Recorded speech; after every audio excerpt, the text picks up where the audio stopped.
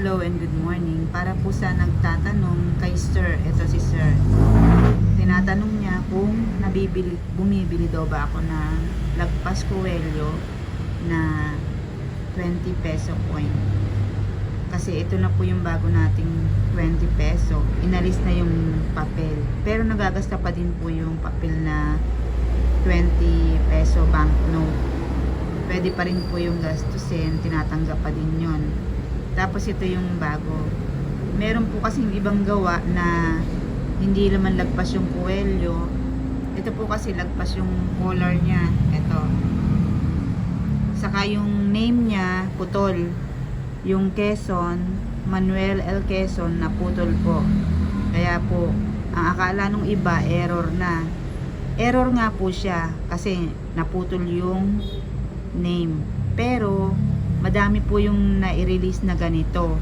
Kaya hindi po siya mas ano po na gastusin nyo na rin po kasi yung ibang coin collector nakakuha na rin ng mga ganito. Kumbaga, itatabi mo baka sakaling may bumili sa pagkakaalam ko, pag marami, hindi mo na dapat itabi kasi wala namang magiging buyer. Masasayang lang yung 20 peso coin mo kung hindi mo gagastusin dahil akala mo lagpas yung collar nabibili na.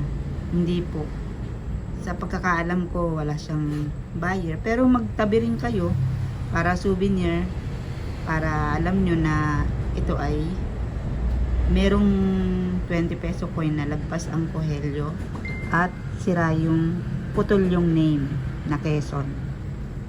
Yun lang po, sana po nasagot ko si Sir sa tanong niya kung nabibili. Hindi po ito nabibili. Hindi po ito binibili ng mga coin collectors.